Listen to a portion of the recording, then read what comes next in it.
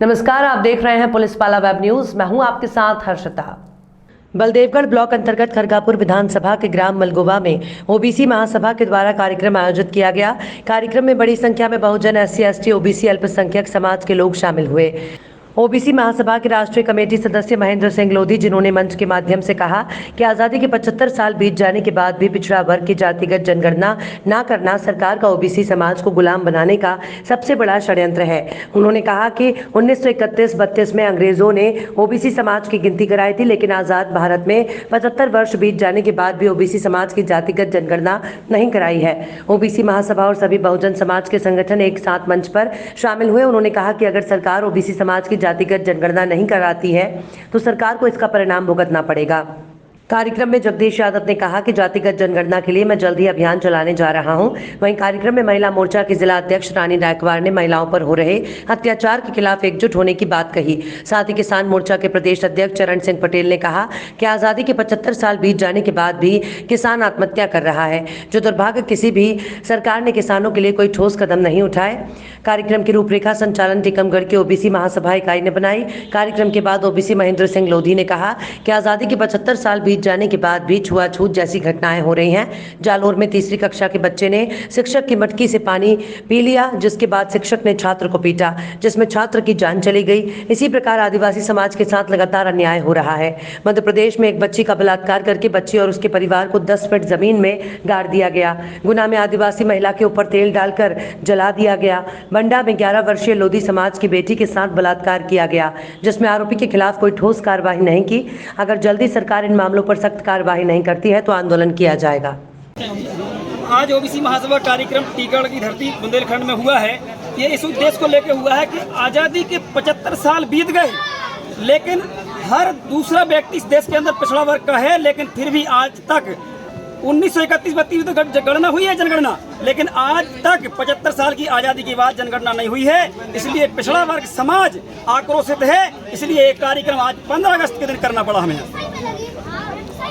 क्या मुख्य मांगे की गई कार्यक्रम के माध्यम से लोगों को क्या बताया गया? हमारी मुख्य मांग है, प्रथम तो कि जातिगत जनगणना होना चाहिए। दूसरी मांग है, इस देश के अंदर जो छुआछूत चल रहा है, जिसमें आपको पता होगा कि राजस्थान में एक टीचर ने सिर्फ इसलिए मारा क्योंकि उसकी मटकी से एक 8 साल के बच्चे ने पानी पी लिया, तो उसको इतना पीटा गया कि उसकी मृत्यु हो गई। इसलिए हम छुआछूत जो चल रहा है इस देश के अंदर, उसको आज़ादी के 75 साल हो गए, इसके बाद भी खत्म नहीं किया गया। इसलिए हम उसके विरोध में हैं और एक 15 अगस्त को इसलिए कार्यक्रम किया गया। 11 साल की लोधी समाज की, ओबीसी समाज की बेटी के साथ बलात्कार किया है। और ये सरकार जो नरोत्तम मिश्रा जो गृह मंत्री हैं और यहाँ के प्रदेश अध्यक्ष BD शर्मा और मुख्यमंत्री शिवराज सिंह चौहान, जब आपने देखा होगा कि कहीं भी बलात्कार कोई घटना होती है तो वो क्या है, उनके घरों पर बुलडोजर चलाते हैं। लेकिन लोधी समाज की बेटी के साथ, ओबीसी समाज की, मूल्यवासी समाज की बेटी के साथ जब बलात्कार किया गया तो अभी तक गृह मंत्री का जो गृह का काम होना चाहिए, लेकिन वो काम नहीं कर रहे हैं, ना बुलडोजर चला रहे हैं, ना ही कोई कार्रवाई करने दे रहे हैं। इसलिए हम 17 तारीख को सागर में, बंडा में पहुंच रहे हैं और बड़ा आंदोलन करेंगे, थाने का घेराव करेंगे, जब तक कि अरुण मिश्रा का बुलडोजर से मकान नहीं गिराया जाता और पास को लगा के और उसको फांसी नहीं दी जाती, जब तक हम लोग संघर्ष करेंगे बेटी के लिए। आपने मंच से एक भाषण दिया कि मैं जातिगत जनगणना के लिए निकलूंगा। कब निकलेंगे और क्या आपकी रूपरेखा रहेगी ओबीसी समाज को लेकर? जातिगत जनगणना का जो हमारा एजेंडा है, हम लोग बहुत जल्दी से एक प्रदेश स्तरीय बैठक करने वाले हैं। उसमें सभी हमारे जो संगठन हैं उनसे बातचीत करके कौन सी तारीख तय करेंगे और कौन सा रूप तय करेंगे, ये सब आने वाले समय में हम आपको बहुत जल्दी से बता देंगे। अभी सरकार जो बैठी है सत्ता में, 27% आरक्षण पर लोग लगातार लग रही है, ये किस पार्टी को आप दोषी मानेंगे? 27% आरक्षण भी हमारा अपमान है। हमारी आबादी जो है उस हिसाब अनुपात में हमको मिलना चाहिए। मैं 27% से कभी सहमत नहीं रहा। ये हमारा अपमान है। हमको बहलाने का काम किया जा रहा है, हमको धोखा देने का काम किया जा रहा है। और आरक्षण जो 27% है उसमें बहुत बड़ा एक घेलमाल है।